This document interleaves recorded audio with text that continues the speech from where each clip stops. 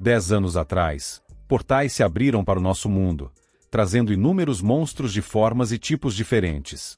Mas, junto com isso, surgiram também vários humanos que se tornaram despertados e adquiriram habilidades que podiam matar esses monstros.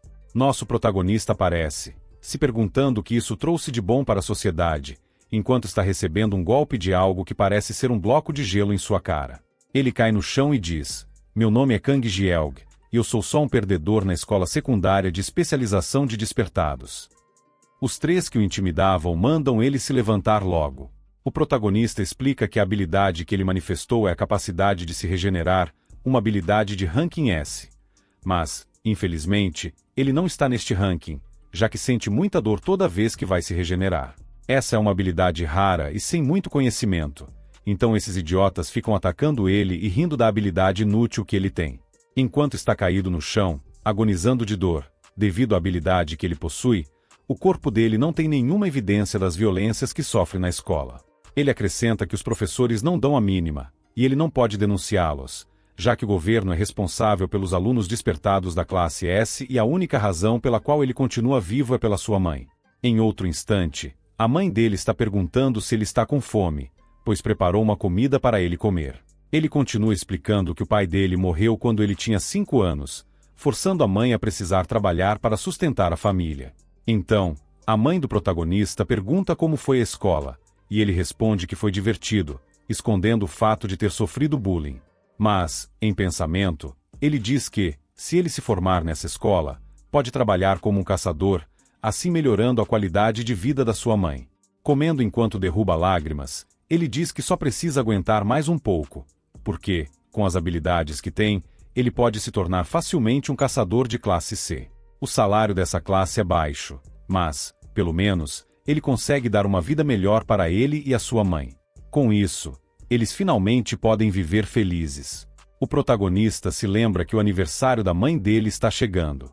Quando essa data chega e ele vai encontrar sua mãe, ele vai até o hospital e descobre que aqueles que faziam bullying com ele machucaram a mãe, deixando-a em um estado vegetativo. Os agentes do governo disseram a ele que foi um acidente. Eles explicaram que os valentões estavam comendo no restaurante e que um deles disse à mãe do protagonista que ela era muito bonita. Mostrando suas habilidades, ele disse que tinha o poder de criar diamantes, perguntando a ela se isso não era interessante. Ela tentou se distanciar dele, mas, sem querer, derrubou o celular. O aparelho caiu no chão e quebrou a tela. Ela se abaixou para pegar o celular e se desculpou por ter derrubado, dizendo que iria reembolsar o dinheiro. Foi quando o cara ativou a habilidade e a machucou gravemente. O governo disse que ele acabou se descontrolando sem querer com suas habilidades, porque não tinha controle. Mordendo os lábios, o protagonista fala que isso não poderia ser um acidente. Fazendo ainda mais força, a ponto de sair sangue pelos olhos, nariz e boca, ele diz que isso nunca poderia ter sido um acidente. Esfolando a própria pele, ele grita de ódio e raiva. Esses malditos não poderiam ter feito isso. Ao fundo, vemos um bolo que ele havia comprado para presentear a mãe no aniversário dela. Em outro momento, em uma montanha próxima à cidade, os valentões conversavam enquanto saíam de um portal. Um deles pergunta ao que machucou a mãe do protagonista se ele vai ficar bem caso a mãe do protagonista morra, e ele responde que isso não é problema dele. Além disso, eles são muito novos e têm a proteção da lei pelo fato de serem despertados. Fazendo uma cara séria, ele diz ao rapaz se ele acha que foi a primeira vez em que machucou alguém daquela forma. Entretanto, o protagonista aparece e pergunta por que ele fez isso. Olhando na direção, eles veem alguém todo sujo e se perguntam quem diabos é ele. O protagonista se aproxima, perguntando de novo por que ele fez aquilo. Chorando, com os olhos cheios de raiva, ele pergunta por que fez aquilo com a mãe dele. Com um sorriso cínico, o cara pergunta se aquela era a mãe dele, dizendo que ela era bem novinha. Usando sua habilidade, perfura o peito do protagonista, dizendo que ele quase flertou com ela. Com ódio, mesmo com toda a dor, o protagonista tira a estaca com suas mãos e começa a regenerar a parte perfurada. Ele começa a xingar o cara de desgraçado. Irritado por ter sido xingado, o homem invoca várias outras estacas acima do protagonista e, com um gesto dos dedos, faz com que todas caiam sobre ele, perfurando em diversos pontos do corpo. Com um tom intimidante, ele pergunta ao protagonista quem ele acha que é, chamando de perdedor. Mesmo com tudo aquilo encravado em seu corpo, o protagonista começa a se levantar, com ódio no olhar, chamando o homem de desgraçado. Chocado com a determinação dele, o cara olha para o rapaz ao lado e diz para mostrar ao protagonista sua habilidade. Obedecendo, o rapaz invoca sua habilidade e atinge o protagonista, já perfurado por várias estacas, com um raio. O protagonista cai de joelhos no chão e desaba de bruços sobre a terra. Os valentões olham para ele e dizem que é melhor eles irem embora. Entretanto, o protagonista recupera a consciência e agarra o pé de um deles, olhando para cima com fúria, perguntando para onde ele pensa que vai. Com raiva, o homem envolve sua mão com diamantes e começa a golpear o protagonista várias vezes, dizendo que ele deveria ter protegido a mãe dele e não se irritado com ele. Mais uma vez o protagonista perde a consciência, mas, momentos depois, ele volta à vida e agarra a mão envolta em diamantes do homem, o que o deixa assustado. Entretanto, um dos rapazes percebe que o portal está estranho e chama a atenção do homem. Eles olham na direção do portal e percebem que está ficando vermelho. O rapaz diz que aquilo é um portal de sangue e que precisam relatar isso à associação. O homem, no entanto, fala que teve uma boa ideia e, fazendo um gesto na direção do protagonista, usa sua habilidade para empurrá-lo para dentro do portal de sangue. Com ódio, o protagonista grita que vai matar todos eles, que definitivamente vai matar todos. O homem olha para trás e diz que ele poderá tentar, se conseguir sair do portal de sangue.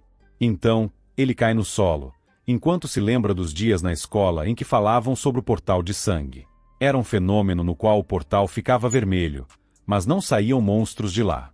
Eles não sabiam muito sobre isso. O motivo era simples: ninguém que entrou em um portal de sangue saiu vivo de lá. Voltamos ao protagonista, que agora está em um local que se parece mais com um purgatório, cheio de monstros de várias formas e tipos diferentes. Todos avançam em sua direção, começando a rasgar, dilacerar, mutilar e dividir seu corpo em diversos pedaços para se alimentar de sua carne.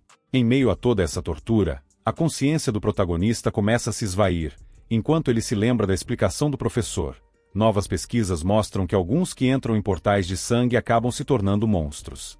Nesse ponto, o corpo do protagonista começa a se regenerar, com os ossos sendo refeitos, as feridas cicatrizando e o corpo se reconstruindo.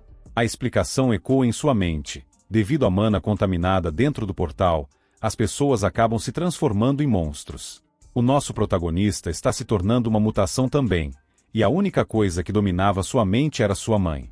Ele se lembrou de como seus colegas a machucaram, deixando-a em estado vegetativo. Com ódio, ele rende os dentes enquanto seu corpo era moldado pela mana contaminada. Regenerando-se completamente, ele grita de dor e raiva, e, em sua mente, surgem as imagens do sorriso cínico do homem que atacou sua mãe. Consumido pela fúria, ele estica o punho e mata um dos monstros à sua frente. Os outros monstros ao redor olham surpresos para ele. Nesse momento, vemos o protagonista completamente transformado pela mana contaminada. Sem perder tempo, os monstros ativam sua sede de sangue e avançam contra ele.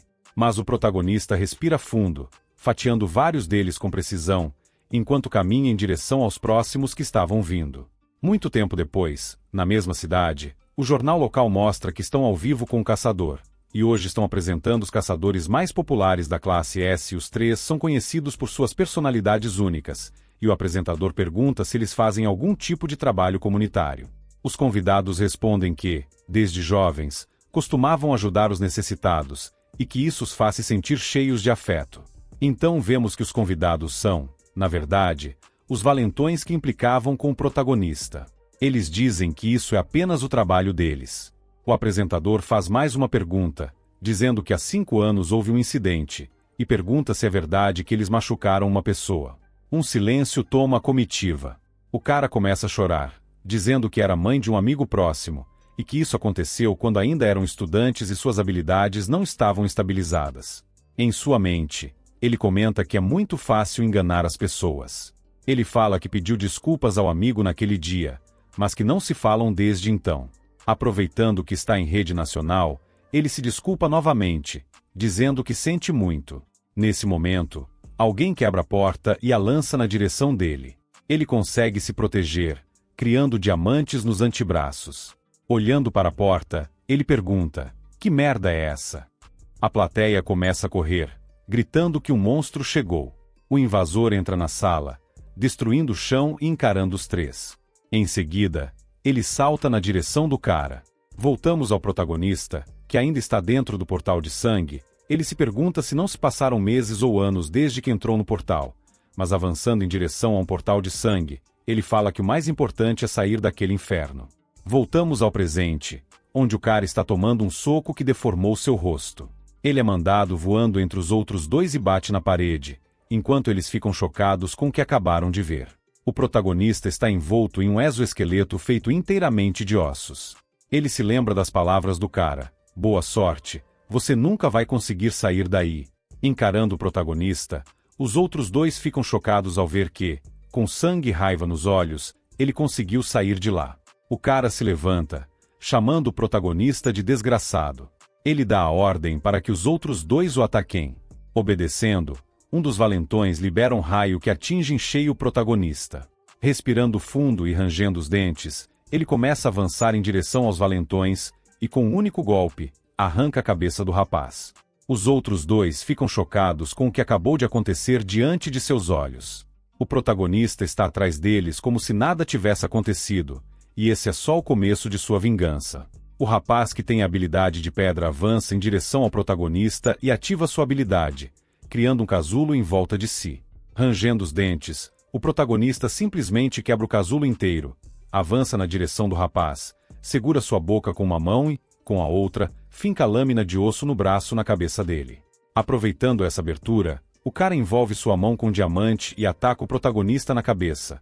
Mas, diferente das outras vezes, não foi o exoesqueleto do protagonista que quebrou, mas sim o diamante, que começou a rachar.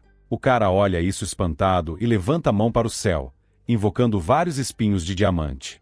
Com um aceno de mão, ele faz com que todos caiam na direção do protagonista, repetindo a cena dele sendo empalado. O cara se aproxima do corpo do protagonista, pensando ter acabado com a luta com esse golpe. Entretanto, o protagonista começa a tremer, fazendo com que as estacas se movam. Vendo isso, o cara fica assustado, e o protagonista começa a se levantar, mesmo todo perfurado. Apavorado com a situação, o cara começa a produzir uma armadura de diamante em volta de seu corpo e dá vários socos no protagonista. Mais uma vez, a cena se repete. O cara está com o punho envolto em diamante dentro da boca do protagonista. Só que, dessa vez, não são os dentes do protagonista que se quebram, mas sim o punho do cara, o que o deixa aterrorizado. Com a mão do oponente presa, o protagonista aproveita a brecha e enfia a estaca de osso no peito dele. Um momento de tensão ocorre entre os dois. O cara começa a derrubar lágrimas. Num ato de desespero, ele coloca a mão no chão e invoca uma estaca de diamante que perfura o corpo do protagonista. Aproveitando a oportunidade, ele tenta fugir enquanto tenta estancar o sangue do braço. Entretanto, ele é acertado por uma estaca de diamante no peito, uma que foi arremessada pelo próprio protagonista. Ele se aproxima do cara com várias estacas na mão. Horrorizado, o valentão grita, pedindo para que ele não chegue perto, mas o protagonista não dá ouvidos e crava todas as estacas no corpo dele. Tremendo e falando com dificuldade, o cara pergunta quem é o protagonista e por que ele está fazendo isso com ele. O protagonista segura na parte onde ele estava tampado com diamante e arranca fora. Nesse momento, o cara percebe quem ele é e se lembra do que fazia com ele quando eram mais novos. Sem dar uma resposta, o protagonista prepara o punho e desfere vários golpes no cara. E, por fim, dá um soco em sua boca, assim como ele havia feito com o protagonista. O valentão finalmente morre. O protagonista tira a estaca da cabeça dele e olha em volta. Todos aqueles que tiveram algo contra ele estão mortos. Em meio ao mar de sangue, começa a chover. Nos é mostrado que, antes do protagonista procurar sua vingança, ele foi visitar sua mãe, ainda no mesmo estado vegetativo. Completando essa vingança, ele chora em meio à chuva. Em outro dia, em outro momento, vemos um portal onde alguns caçadores estão caçando vários goblins. Vários homens agradecem a uma curandeira, dizendo que ela trabalhou bem e que nem parece que é a primeira vez que ela entra no portal. Envergonhada, ela agradece pelos elogios, mas todos aqueles homens, tomados pela sede de seus próprios desejos, dizem que ela é quem está gostosa, aproximando-se dela. Eles comentam que ninguém sabe o que acontece dentro de um portal, e ela começa a tremer, acuada em um canto. Segurando a moça, Um dos homens diz que, dependendo da dificuldade de um portal, pode demorar meses para terminar a missão, e que, enquanto isso, eles vão se divertir muito com ela. Entretanto, antes de fazerem algo, a cabeça de um deles rola pelo chão. Todos viram na direção de onde veio o ataque e perguntam quem é aquele. A moça, ainda com os olhos molhados, olha para o protagonista. Todos os homens se colocam em guarda e se perguntam se deixaram algum monstro escapar, atacando o protagonista em conjunto. Mas nenhum arranhão é visível em seu exoesqueleto. Um rapaz com uma espada avança e desfere um golpe contra o protagonista, mas a lâmina quebra o contato com o corpo dele. Assustado com o que aconteceu, o rapaz não tem tempo de reagir, pois sua cabeça também é cortada. Assustados, os que sobreviveram se perguntam como algo assim pode existir em um portal e gritam, com medo, que ele é um demônio. Antes de terminar a frase, as cabeças de 2 deles também são cortadas. O protagonista caminha em direção à moça, que está tremendo de medo. Porém, quando ele chega perto o suficiente, ela consegue ver que ele é humano e, em meio a soluços e lágrimas, agradece ao protagonista por salvá-la. Mas ele não perdoa nem mesmo as mulheres, pois não é o gado, e corta a cabeça dela também. Voltamos para o dia em que o protagonista havia matado aqueles 3. Alguém entra na sala e diz que é ótimo que ele tenha conseguido se vingar. Ele manda essa pessoa calar a boca. A pessoa se apresenta como presidente da Associação dos Caçadores da Coreia, e o protagonista pergunta como ela o conhece. Ela responde que estava de olho nele desde aquele incidente, há 5 anos. Quando ele percebe isso, salta na direção dela, mandando-a ir à merda, mas antes de conseguir desferir o golpe, ela fala que pode salvar a mãe dele. Ele para a poucos centímetros de acertá-la. Uma explosão ocorre por trás dela, e ele pede para que ela repita o que acabou de falar. Ela diz que pode salvar a mãe dele, e que ela pode ser curada e sair do estado em que se encontra agora pelas mãos da única curandeira de rank S do mundo, que é ela. Ele pergunta como pode acreditar nas palavras dela, e, sorrindo, ela responde, enquanto você estava naquele buraco, quem você acha que cuidou da sua mãe? Acha que foi só o hospital?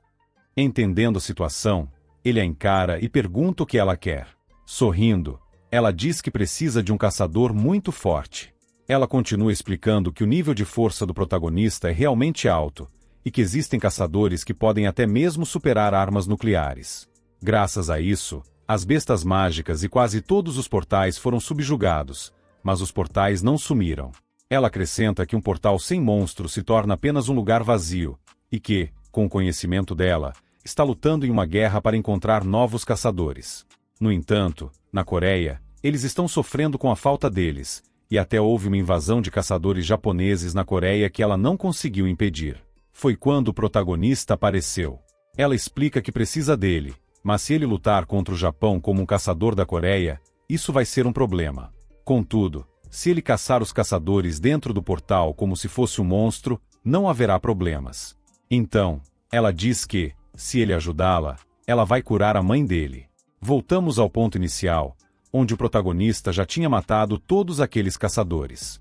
Ele pega uma foto da mãe dele do bolso e pensa no pedido que aquela moça havia feito, para ele se tornar uma besta mágica pela vida da mãe dele. E é isso que ele se tornou. Em outro momento, no Japão, no escritório do primeiro-ministro, ele e o ministro da Defesa conversavam. O primeiro-ministro perguntou por que todos os caçadores que enviaram estavam incontactáveis.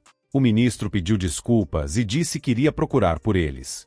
Quem falou isso foi o caçador número 1 do Japão, Iko Kagero.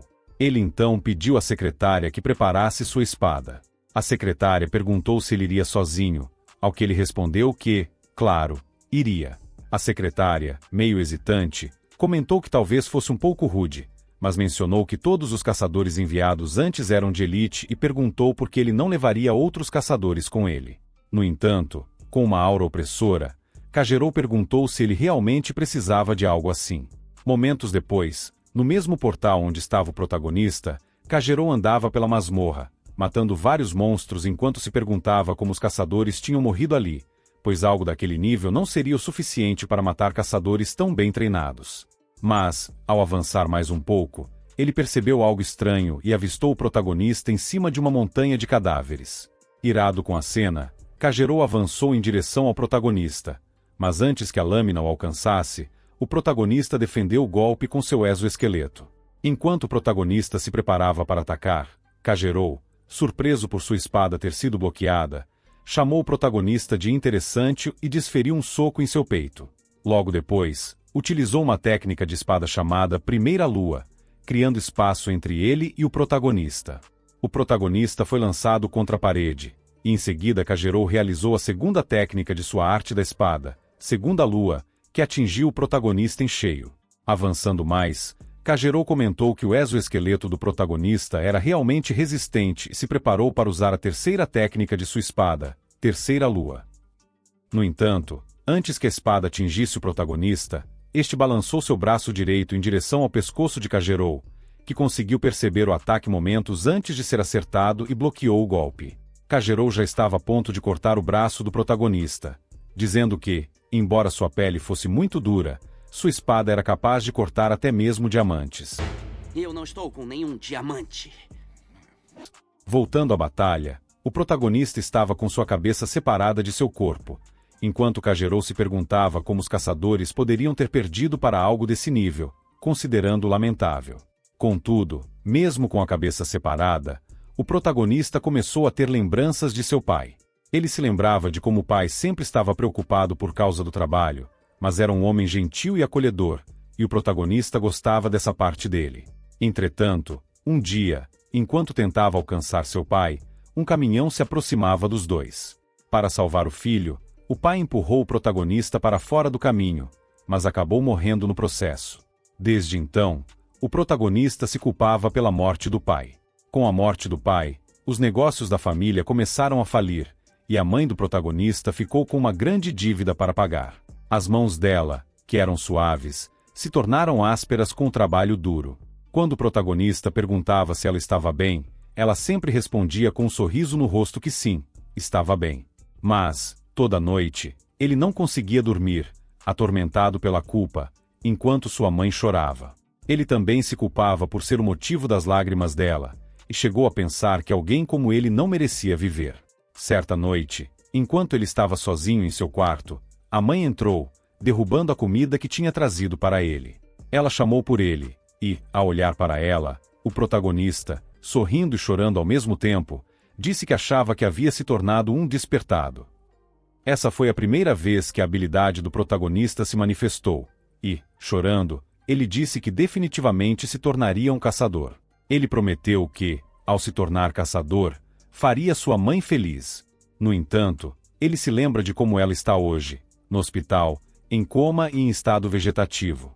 Também se recorda da promessa que fez a curandeira de Rank S, que lhe disse que a Era da Paz acabou, e que agora o mundo inteiro é inimigo. O maior inimigo deles atualmente é o Japão, então ela pediu para que ele se tornasse um monstro e caçasse o caçador mais forte do Japão. Voltamos ao presente, com o protagonista começando a retomar sua consciência e regenerar seu corpo a partir de sua cabeça. Sem perceber o que estava acontecendo, o espadachim, Kagero, comenta que perdeu muito tempo ali e decide ir até a Coreia do Sul pessoalmente. No entanto, enquanto ele falava, o protagonista se aproxima e morde sua perna. Surpreso, Kagero percebe que o protagonista tem habilidades de regeneração, mas acha estranho, pois havia cortado a cabeça dele. Conforme o protagonista morde sua perna com mais força, Kagero grita de dor, desesperado. Irado, ele realiza mais um corte em meia-lua no protagonista e começa a invocar magias poderosas. Invocando um círculo mágico sob seus pés, Kagero cerca toda a área com magia, desaparecendo num piscar de olhos. Estacas mágicas começam a aparecer ao redor do protagonista, que está no centro da formação. Kagero realiza a técnica 12ª Lua, cortando o protagonista em várias partes diferentes. O poder do golpe é tão forte que faz o corpo do protagonista se debater pelas paredes da caverna, até ser lançado na direção do portal. Fora do portal, tudo parecia pacífico, até que, de repente, cortes de espada saem do portal, destruindo parte da montanha. Dentro da masmorra, Kagero embainha sua espada, acreditando ter acabado com o protagonista. Respirando fundo, ele comenta que não esperava que o protagonista mordesse sua perna e que precisa de cura urgente. No entanto, uma estaca de osso atravessa sua outra perna. Em pânico, ele olha para trás e vê uma mão esquelética se levantando em meio aos destroços. O protagonista aparece, lembrando um zumbi, avançando para cima dele. Encurralado e com medo, Kagero xinga o protagonista, chamando de filho da puta desgraçado, e avança novamente para atacá-lo.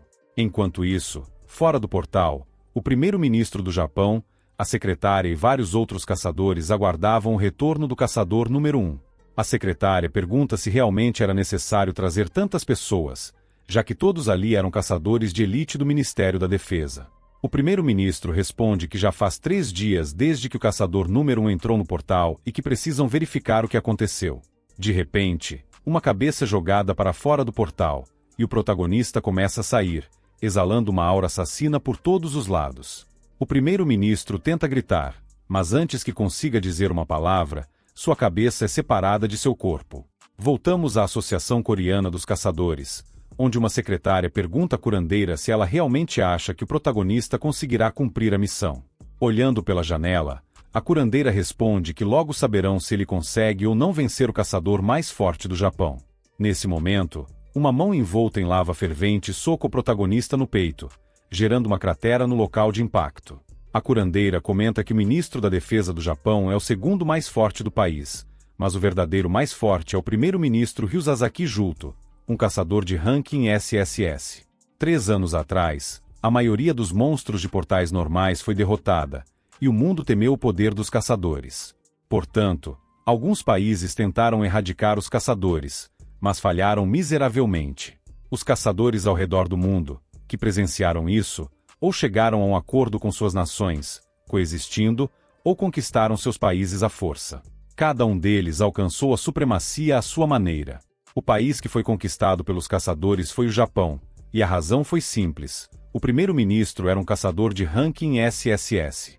Ele já era agressivo antes de despertar, e, depois que o sistema de caçadores apareceu, ele tentou tomar o controle da Coreia do Sul. Mas essa ambição foi prejudicada por causa de um monstro, o nosso protagonista. Um dos caçadores que o primeiro-ministro trouxe perguntou se o protagonista estava se regenerando. O 7º e o 8º caçadores mais fortes do Japão avançaram em direção ao protagonista, dizendo que um mero monstro que pode se regenerar pode ser facilmente derrotado se for decapitado. Entretanto, suas ações não se concretizaram, porque o protagonista cortou a cabeça de um deles, e, antes mesmo que o outro entendesse o que aconteceu, sua cabeça foi esmagada no chão. Vendo isso, os outros caçadores ficaram assustados com o que acabava de acontecer e perguntaram como esse monstro podia lutar contra os caçadores do Japão. O primeiro-ministro disse que, a partir daquele momento, mataria qualquer um que ousasse dar um passo. Todos os caçadores que ele trouxe com ele começaram a tremer diante de suas palavras. Em um flashback, vemos o primeiro-ministro encontrando o ministro da Defesa, que mais tarde seria morto pelo protagonista. O primeiro-ministro se aproximou de uma criança encolhida no frio e perguntou por que ela estava ali. A criança perguntou quem ele era, e, com um sorriso, o primeiro-ministro disse que estava frio e pediu para que o menino o acompanhasse. Depois de caminharem por um tempo, o primeiro-ministro perguntou o nome da criança. Com lágrimas nos olhos, ele respondeu que seu nome era Kagero. Agora, a cabeça de Kagero, arrancada, estava diante do primeiro-ministro. Tomado pela fúria, o primeiro-ministro avançou em direção ao protagonista, que se defendeu, mas foi arremessado para longe pela força do impacto. Sem dar chance para uma resposta, o primeiro-ministro continuou avançando e desferindo vários golpes, até que o protagonista caiu no chão com a cabeça estourada. Determinado a não deixar vestígios do protagonista, o primeiro-ministro liberou uma onda de calor que derreteu tudo à sua frente. Os caçadores que o acompanhavam ficaram impressionados com o que presenciaram. Enquanto o primeiro-ministro observava os restos do protagonista, ele se abaixou para pegar a cabeça de seu colega falecido.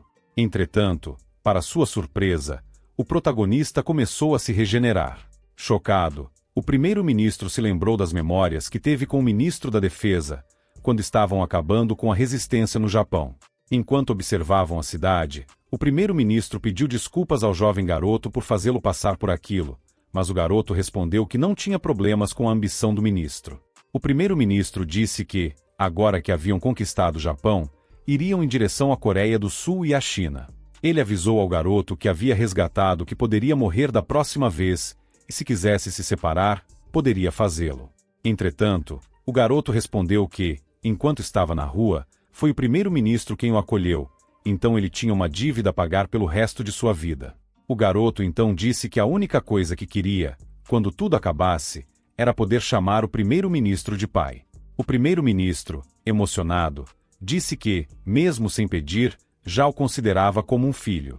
Então voltamos para a cena atual, onde o primeiro-ministro libera tanto calor que até o chão ao redor dele começa a derreter, ficando líquido.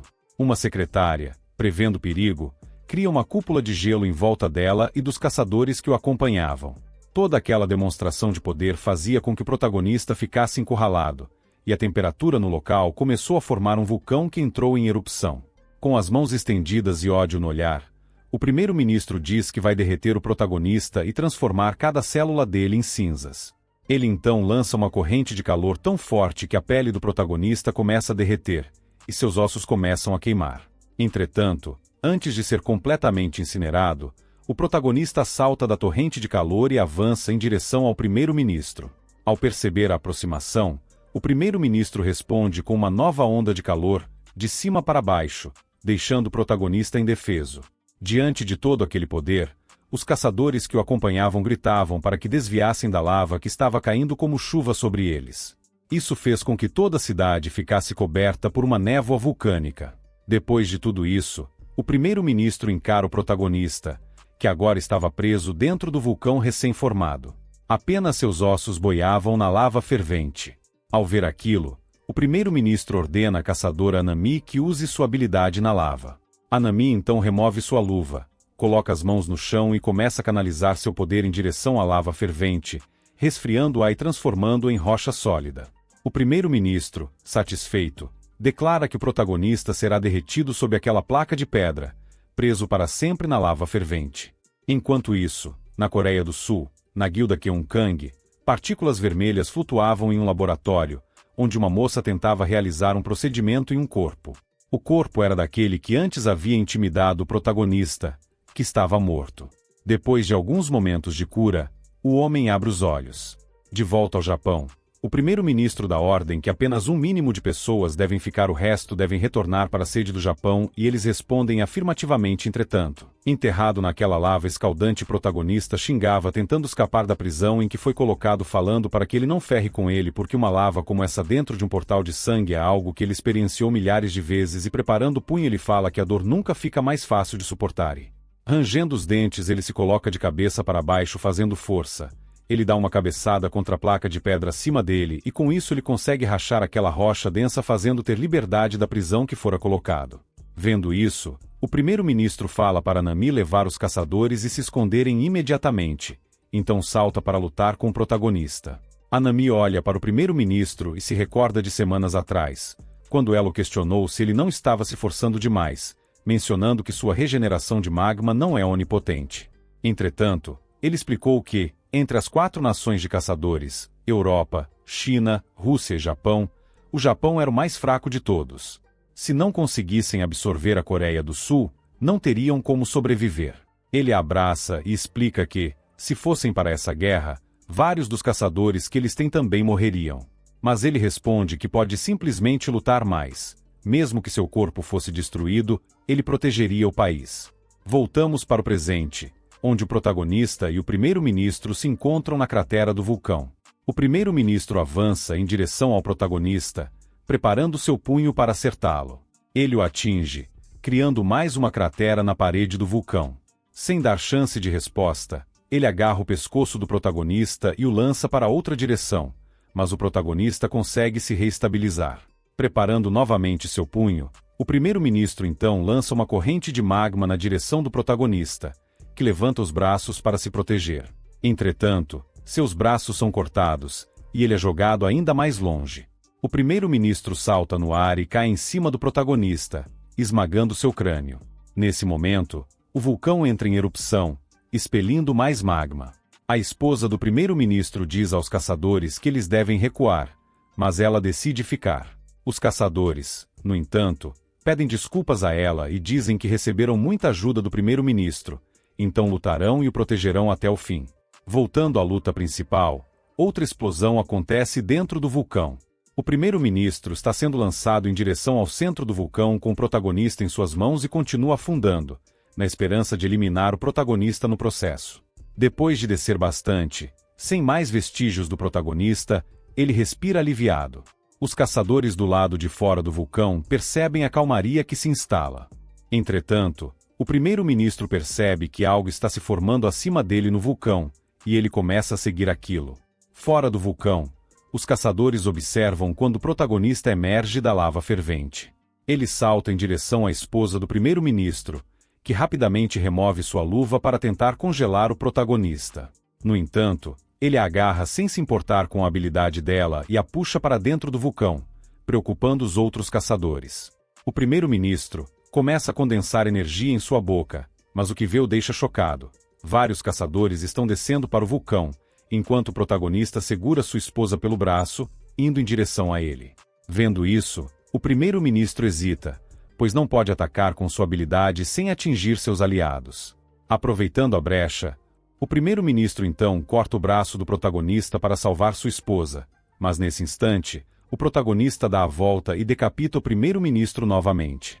Os caçadores se aproximam para tentar ajudar, mas o protagonista pega a mão da esposa do primeiro-ministro e a coloca sobre a cabeça dele, interrompendo sua regeneração.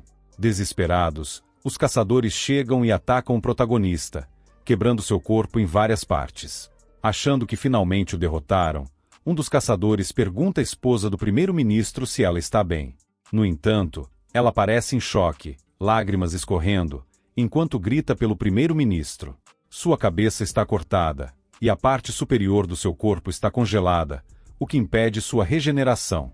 Todos caem em luto ao perceber que o primeiro-ministro está morto.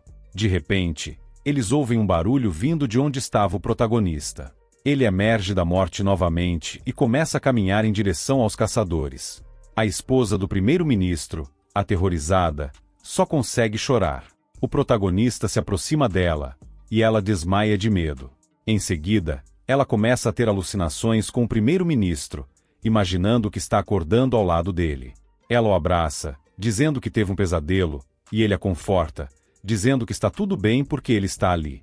Ao beijá-lo, ela percebe que ele está congelado, o que a aterroriza ainda mais. Ao retomar a consciência, ela vê o protagonista em pé, rodeado pelos corpos dos caçadores mais fortes do Japão. Ao olhar para o protagonista de costas, aterrorizada, ela observa suas próprias mãos e, em um último ato, congela-se completamente, pondo fim à sua vida ao lado do esposo. Assim termina a linhagem de caçadores do Japão. Indiferente, o protagonista caminha em direção ao portal novamente. Enquanto isso, em Seul, na guilda Keonkang, um homem que estava coberto por um manto está de pé diante de vários cristais no depósito de mana.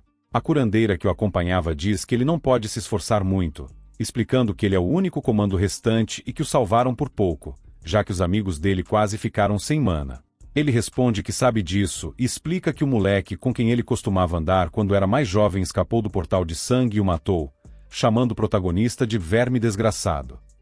Ele remove o manto que o cobria, e a curandeira pergunta se ele realmente vai fazer aquilo. É revelado que ele é Anta Ezou, o mestre da guilda, e um caçador de ranking S. Vários símbolos aparecem em suas costas, e ele ordena a curandeira que libere o selo. O ranking dele parece bugado, aparentemente acima do ranking S. A curandeira parece exausta após realizar o trabalho de quebrar o selo, e, depois de algum tempo, avisa que o selo está finalmente quebrado. Taezou, então, pede que ela reúna todos os membros da guilda. Pouco depois, todos se apresentam formalmente perante ele. Um dos caçadores se adianta, dizendo que estão a serviço dele, enquanto outros caçadores cochicham, questionando se Taezou realmente não tinha morrido. Eles comentam que, aparentemente, a vice-líder, a curandeira, o reviveu. Um rapaz, líder do time de inteligência da guilda Keonkang e um caçador de rank S, se apresenta dizendo que aquele monstro se moveu para o portal após o massacre no Japão. O mestre da guilda, Taezou, então, diz que quer que eles matem aquele monstro. O rapaz responde que já esperava essas ordens do mestre, e se coloca em posição, jurando que o time dele e os caçadores da guilda serão úteis ao mestre.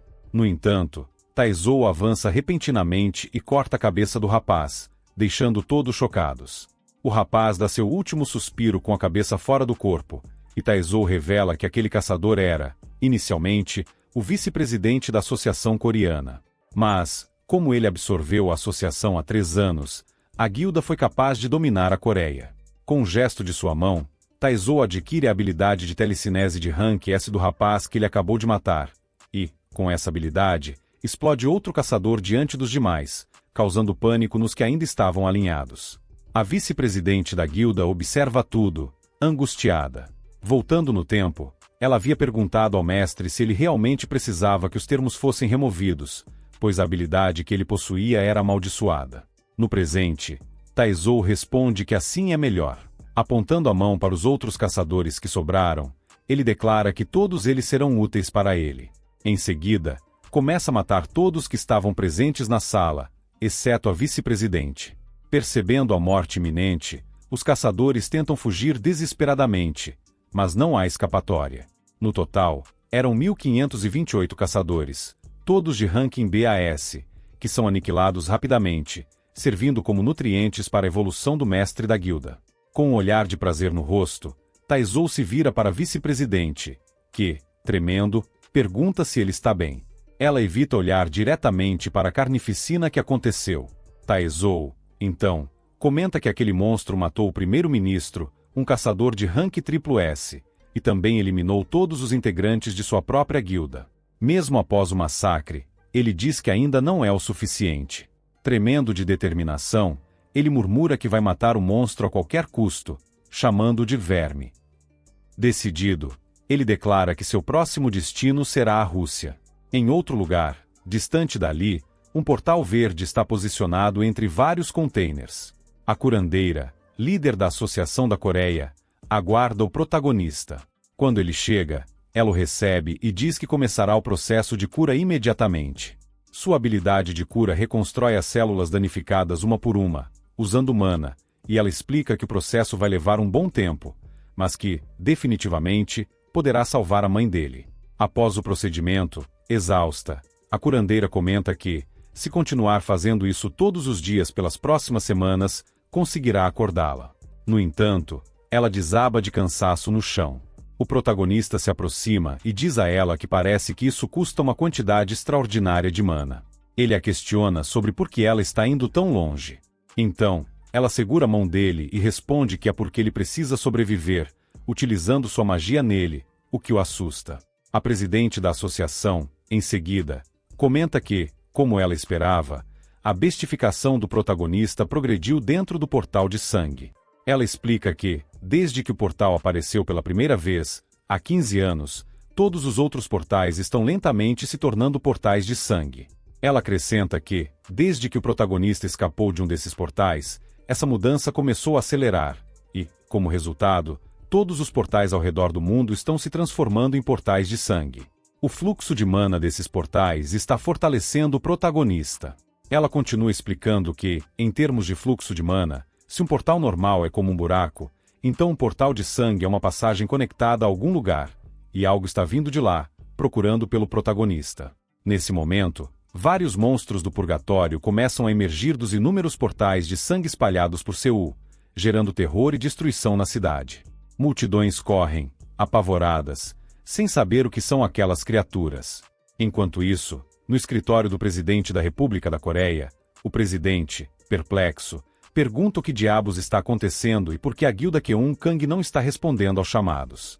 O secretário informa que a guilda foi completamente aniquilada. O secretário então pergunta se devem pedir ajuda a outros países, mas o presidente hesita, dizendo que isso seria praticamente uma autodestruição. Ele ordena que o secretário declare lei marcial. O secretário tenta argumentar que os militares não terão eficácia contra os monstros, mas o presidente insiste que precisam fazer algo, mesmo que seja tudo ou nada. O presidente menciona que ainda tem outros caçadores, como os da guilda número 2 da Coreia, a guilda Dosa, que inclui o caçador de ranking A, Jeon Vojin, e a caçadora de ranking A, Kang Sei. Também há a guilda número 3, a guilda Vinil, que possui os caçadores de ranking A, Vinilman e Superwoman. E, por fim, a guilda número 4, a Yangak, com os caçadores de ranking A, Yangak Nanjuanion. Todos esses foram mortos.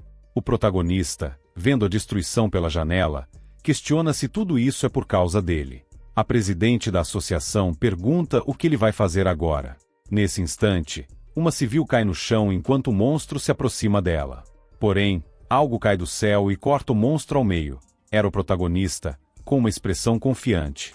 Ele explica que quase morreu quando entrou no portal de sangue, e que a mana lá dentro tentou transformá-lo em um monstro.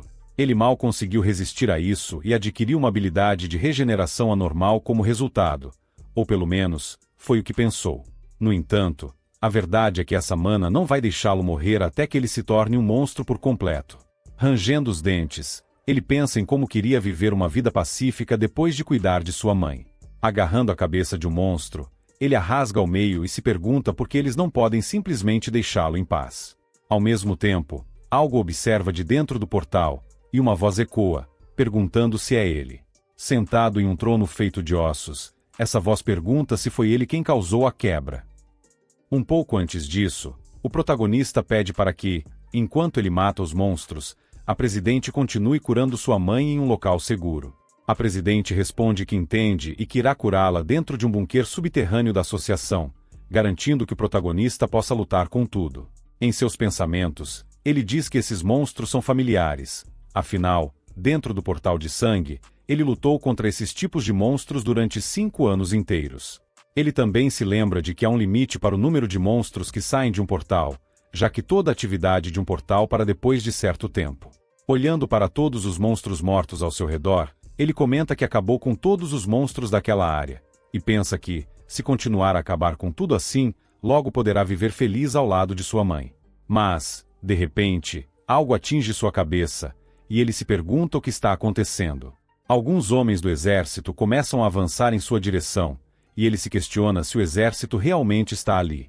Um dos soldados comenta que aquele monstro, na verdade, não machucou ninguém, apenas matou outros monstros, mas o encarregado da operação responde que isso não importa, pois aquele monstro é a causa de todo o caos, e ordena que vão precisar segurá-lo até a chegada dos caçadores. E então os tanques começam a disparar em direção ao protagonista, lançando vários tiros e projéteis contra ele.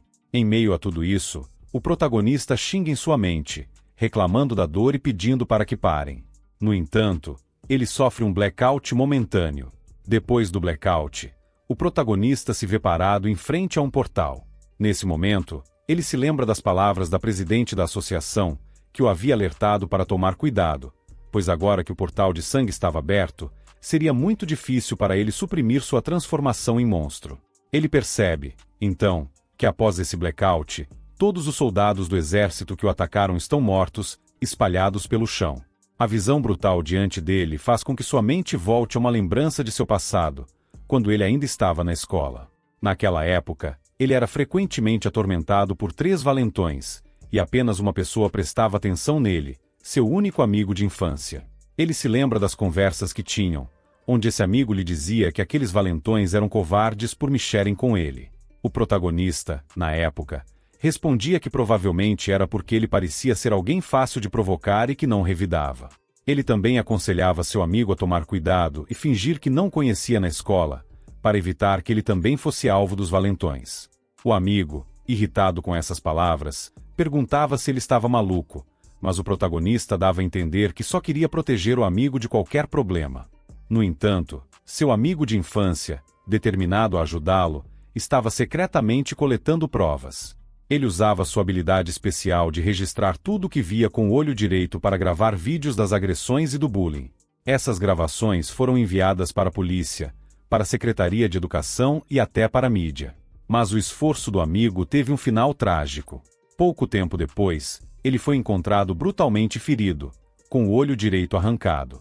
O protagonista, tomado por raiva e tristeza, foi visitá-lo no hospital, onde seu amigo, ainda em estado crítico, lamentava que provavelmente não poderia mais ir à escola com ele. Em uma das visitas, o protagonista, enfurecido, perguntou ao amigo se aquele ataque tinha algo a ver com Antaezou, o que só intensificava sua raiva. Ele prometia que iria dar um jeito na situação de uma vez por todas, disposto a confrontar os responsáveis. No entanto, seu amigo, temendo por ele, colocou uma mão trêmula sobre seu ombro e, com uma expressão de medo, suplicou para que ele não fizesse nada, implorando que ele deixasse aquilo para lá. Então, o protagonista, ainda em choque e desespero, segura nas mãos a cabeça arrancada de seu amigo de infância. Ele percebe o que fez e grita de amargura, completamente arrasado pela visão da terrível realidade diante dele. Aproveitando-se desse momento de vulnerabilidade, vários monstros tentam atacar o protagonista. Entretanto, antes que os monstros possam alcançá-lo, ele, num ímpeto de fúria, extermina todos eles instantaneamente. Após eliminar os monstros, o protagonista avança para enfrentar o restante das criaturas com uma determinação implacável. Enquanto isso, no escritório do presidente da Coreia, o presidente questiona o que está acontecendo. O secretário explica que o monstro responsável por matar o mestre da guilda Keun Kang e o primeiro-ministro do Japão é o mesmo que causou toda essa crise. Depois de algumas investigações, descobriram que derrotá-lo é a única maneira de fazer com que os portais voltem ao normal. O presidente, perplexo, se levanta de sua cadeira e pergunta por que os monstros estão lutando entre si. O secretário admite que não sabe, mas enfatiza que o mais importante é que nem mesmo os outros monstros conseguem matar esse ser, e o problema se agrava à medida que os portais de sangue estão se espalhando para o exterior. Eles não podem perder mais tempo. O presidente pergunta o que aconteceu com os caçadores da Coreia, e o secretário, com um semblante sombrio, informa que praticamente todos foram exterminados. Colocando as mãos na cabeça, o presidente xinga a situação, lamentando a infiltração dos monstros e ordena que o secretário entre em contato com caçadores internacionais, buscando auxílio imediato. Em outro local, vemos um caçador chinês perguntando a um ancião sobre a crise. Ele questiona se o monstro que destruiu a Coreia e o Japão é o mesmo que está causando o caos nos portais de sangue. O ancião, com sua longa barba tocando o chão, responde que essa situação será interessante. O caçador chinês, de rank SSS, Lun Zhuguan, se prepara para agir, reconhecendo a gravidade da situação. Na Rússia, uma caçadora de rank SS, Vladimir Russana, recebe as mesmas notícias. Frustrada, ela xinga e se prepara para tomar medidas diante da ameaça crescente. Enquanto isso, nos Estados Unidos, outro homem se manifesta ao ouvir sobre a crise. Ele comenta que pode ouvir os gritos de sofrimento vindos da Coreia e sente que precisa ir até lá. Seu secretário, preocupado, avisa que se ele sair, a guerra com a Rússia poderá se intensificar, mas o homem afirma, com convicção, que a partir daquele momento, essa guerra está terminada. Mostrando um imenso poder, ele ativa uma habilidade gigantesca, que deixa o secretário boquiaberto. Este homem é Steven Lucas, o caçador número 1 dos Estados Unidos, de ranking SSS. Ele declara que irá para a Coreia, pronto para enfrentar a ameaça global. Com o caçador, voltamos ao protagonista, que se recorda dos 5 anos que passou lutando contra monstros dentro do portal de sangue, um ambiente extremo onde não podia comer, beber ou sequer dormir. Ele lutava apenas para sobreviver, praticamente morto em pé. Toda vez que perdia a racionalidade, a monstrificação tentava progredir, mas ele se mantinha focado em 2 rostos, o de sua mãe, a quem precisava voltar para ajudar, e o do bastardo responsável por toda aquela situação. Era assim que ele resistia à monstrificação, focando toda sua raiva em um único objetivo. Ele se pergunta se sua determinação enfraqueceu após concluir sua vingança, pois, em razão dela, acabou matando pessoas inocentes. Então, decidiu evitar os portais e matar todos os monstros, mas questiona se realmente será capaz de cumprir essa missão quando, de repente, um ataque o acerta, dividindo seu corpo em 4 pedaços espalhados pelo chão. Em choque, ele pergunta o que diabos está acontecendo quando percebe que Lucas, o caçador de rank SSS da América, está ali, atrás dele. Voltamos no tempo, para uma igreja onde é explicado que os portais surgiram durante a época de Natal. Naquela época, Lucas era padre e conduzia uma missa em agradecimento pela saúde e pela fartura. No entanto, os portais apareceram em todos os lugares, e, naquela época, ainda não existiam caçadores. As pessoas da missa correram para salvar suas vidas, e o padre, preocupado com os fiéis, ordenou que evacuassem rapidamente pelas portas de emergência. Porém, ele acabou ficando para trás. Naquele momento, um brilho se formou no altar, asas apareceram, e o padre se tornou um despertado.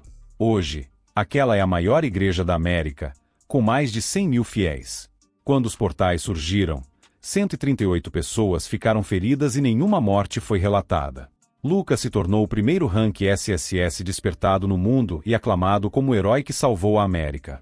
Desde pequeno, o protagonista sempre o admirou, vendo nele o herói número 1 da América, o rank SSS Steven Lucas.